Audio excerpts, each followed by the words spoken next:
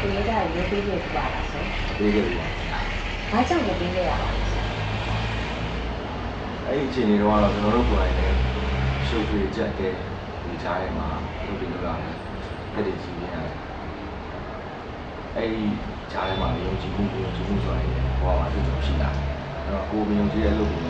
လုပ်ဖြစ်တယ်။ပြီးတော့ကိုယ်ယုံကြည်တဲ့အလုပ်ကိုဖြစ်တယ်။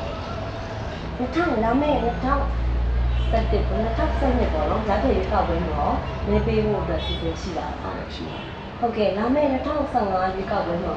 နေပေးဖို့အတွက်စီစဉ်ရှိပါတယ်လားဆို။ဟုတ်ကဲ့စီစဉ်ရှိပါတယ်။ဟုတ်ကဲ့ဘာကြောင့်သုံးထုတ်ချက်ကြောင်းရပါလဲဆို။သုံးချက်ကြောင်းရတယ်။ပုံစံအကြောင်းတွေတော့နိုင်ငံကိုအကောင်းဘက်ကိုရောက်ဖို့